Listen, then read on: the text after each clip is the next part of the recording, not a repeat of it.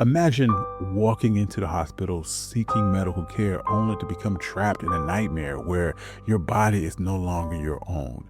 What would you do if doctors and laws decided your medical fate, stripping you and your loved ones of the right to choose? That's exactly what happened to Adriana Smith, a pregnant black woman in Georgia whose heartbreaking experience shines a chilling spotlight on today's troubling collision between medical ethics, racial injustice, and patient autonomy. Her story is not isolated. It is a modern day chapter in America's dark legacy of exploiting black individuals through non-consensual medical experimentation, exploitation fueled by racism, prejudice, and legal neglect.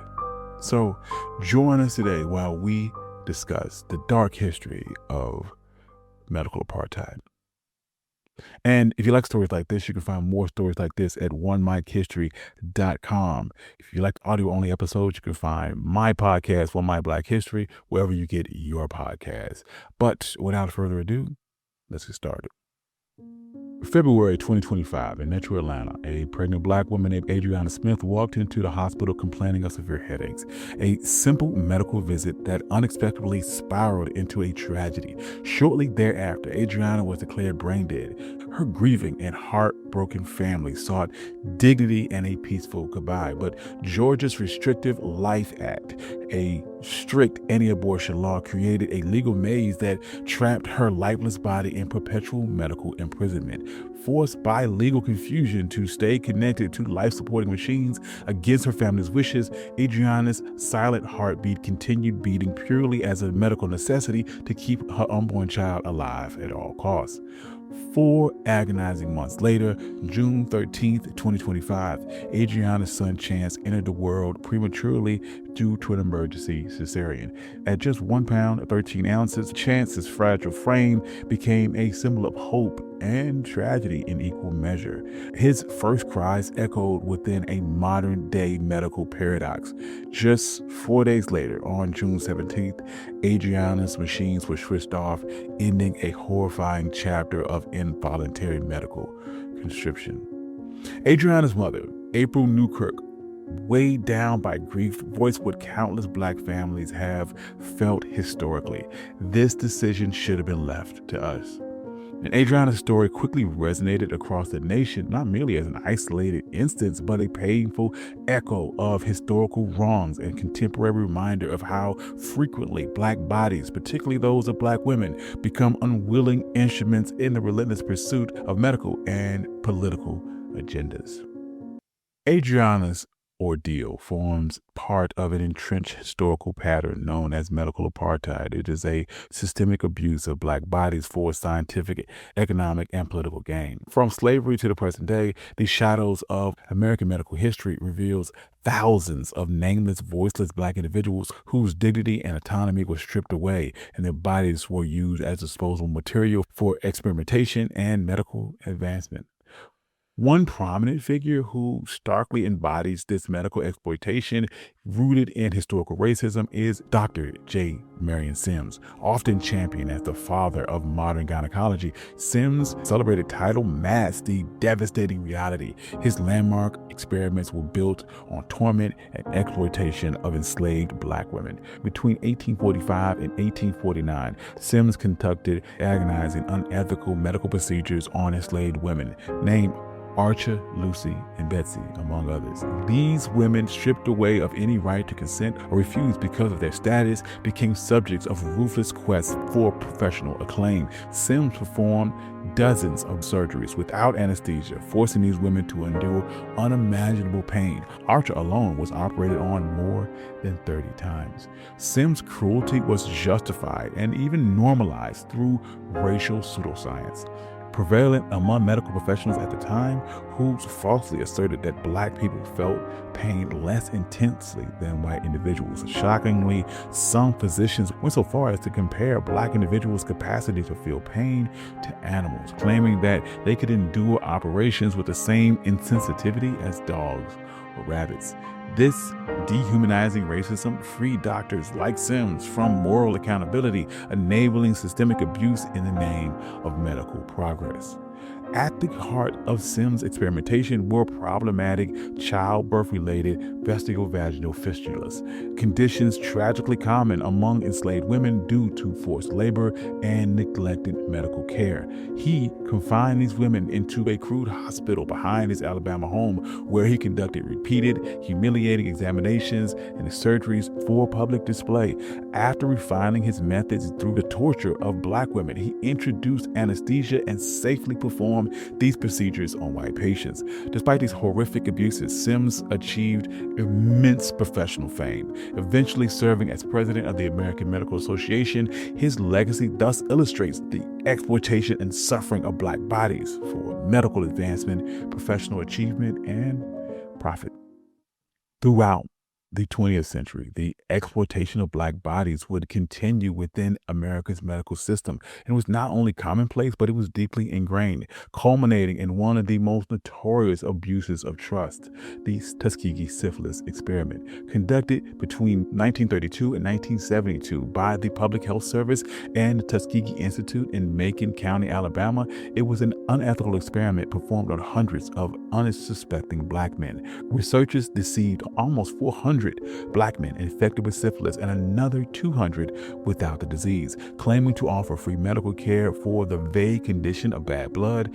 In reality, officials intentionally intended on only observing the untreated progress of syphilis, deliberately withholding effective medical treatment that could have saved their lives. This injustice was rooted in the racist stereotype and scientifically unfounded belief that syphilis affected black people differently and that black Americans were indifferent to their own health. Such prejudice paved the way for these cruel experiments to exist. From the study's very beginning in the 1930s, effective syphilis treatments did exist. First, the arsenic-based medicines, and later penicillin after 1947. Yet, health officials intentionally denied participants life-saving therapies and actively interfered with the men when they attempted to obtain medical care elsewhere, preserving their unethical research over patient lives. Exploiting these men's poverty, isolation, and limited access to medical care, officials gained their trust through promises of free medical appointments, transportation, meals, and funeral expenses. Painful procedures such as spinal taps were falsely advertised as special treatments, manipulating consent and reducing patients to mere living cadavers. The human toll was enormous. 28 men died directly from untreated syphilis, and another 100 succumbed to related illnesses. At least 40 wives and 19 children suffered infections due to untreated disease transmission.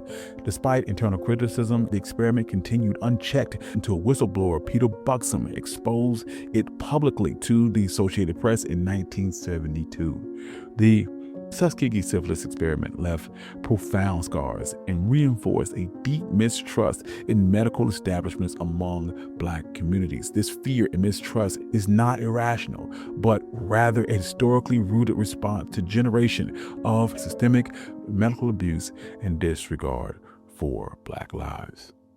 Yet, alongside these openly devastating tragedies woven into America's medical history, quieter injustices hold their place, subtle yet deeply harmful acts whose violence still echoes today. Among these stands the story of Harriet Lacks, a black woman who unknowingly altered the course of medical history. Her experience vividly uncovers a disturbing truth: the exploitation of black bodies for medical science without consent, acknowledgement, or compensation. Born Henrietta Pleasant in 1920 in Roanoke, Virginia, Henrietta Lacks grew up to become a tobacco farmer, a wife, and a mother. In January of 1951, at just 30, she went to Johns Hopkins in Baltimore, the only hospital in the area that treated black patients at the time with troubling symptoms. Doctors diagnosed her with an aggressive form of cervical cancer. In line with common medical practice then, Henrietta received radium treatments, and unknowingly to her, researchers collected tissue from her cervix of both cancerous and healthy tissue without her consent, which was common practice at the time, particularly among Black patients.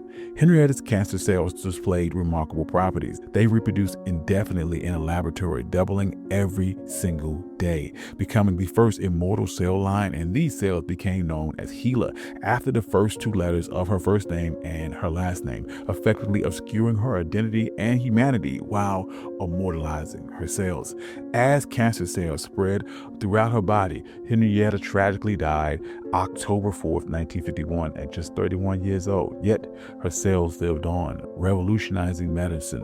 In 1954, Jonas Sachs used HeLa cells to develop a polio vaccine. Later, HeLa cells contributed enormously to medical breakthroughs through gene mapping, cancer research, radiation studies, cosmetic testing, and more recently, COVID-19 vaccine development. In 1951, HeLa became the first successfully cloned human cell line, transforming biological research worldwide. Meanwhile, Henrietta's family remained unaware of the developments for decades. It was not until 1975, over 2 decades after Henrietta's death, that her family accidentally uncovered that her cells were still alive, globally distributed, and widely commercialized. Later, they faced further injustice when in the 1980s, researchers published Henrietta's family medical records without their consent. Despite millions earned commercially through HeLa cells, neither Henrietta nor her family ever received any compensation. Johns Hopkins maintains that they never profited directly from the HeLa cell line through it freely distributed these cells globally for research. It was only recently that a measure of justice emerged. In 2021, Henrietta Lacks' estate sued biomedical giant Thermo Fisher Scientific for profits made from HeLa cells without their consent, resulting in a landmark settlement in 2023. These historic cases illustrate the persistent objectification and exploitation of Black lives, highlighting the ongoing systemic racism, racial bias, and power imbalances when it comes to Black people and medical research. This brings us full circle back to Adriana Smith's story, where politics and legislation once again strip away autonomy from Black families, echoing centuries of disregard and abuse.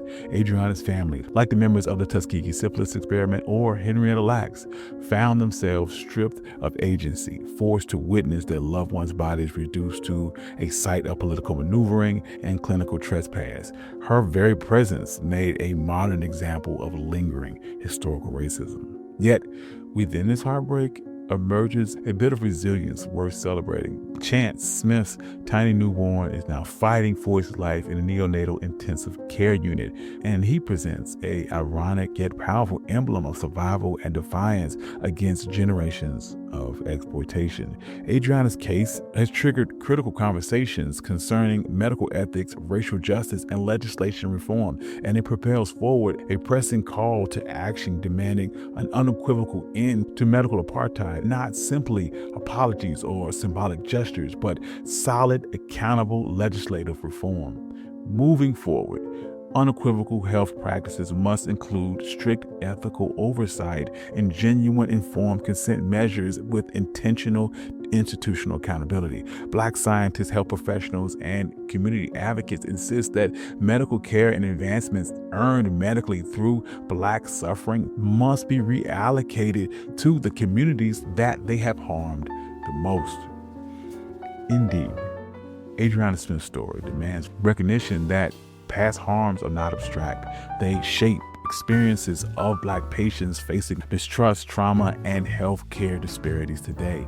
Doing justice to Adriana, Chance, and those like them involves acknowledging Black history candidly, reconciling honesty with this legacy, and ensuring that future medical decisions will never again subjugate humanity to politics, prejudice, and profit. Thank you. This has been One My Black History, and this was the dark history of medical apartheid. If you like stories like this, you can find more stories like this at onemyhistory.com. If you like audio-only episodes, you can find my podcast, One My Black History, wherever you get your podcasts. I would like to thank all my financial contributors. I love you all. Without you, none of this could be possible. And peace. At Arizona State University, we're bringing world-class education from our globally acclaimed faculty to you. Ranked #1 in innovation for 10 consecutive years, and #2 among public universities for employability. ASU isn't just ahead of the curve, it's creating new paths to success. Earn your degree from the nation's most innovative university. Online, that's a degree better. Explore more than 300 undergraduate, graduate, and certificate programs at asuonline.asu.edu. You just realized your business needed to hire someone yesterday. How can you find amazing candidates fast? Easy. Just use Indeed. Stop struggling to get your job post seen on other job sites. With Indeed sponsored jobs, your post jumps to the top of the page for your relevant candidates, so you can reach the people you want faster. According to Indeed data, sponsored jobs posted directly on Indeed have 45% more applications than non-sponsored jobs. Don't wait any longer. Speed up your hiring right now with Indeed. And listeners of this show will get a $75 sponsored job credit to get your jobs more visibility at Indeed.com/PODKATZ13. Just go to Indeed.com/PODKATZ13 right now and support our show by saying you heard about Indeed on this podcast. Terms and conditions apply. Hiring? Indeed is all you need.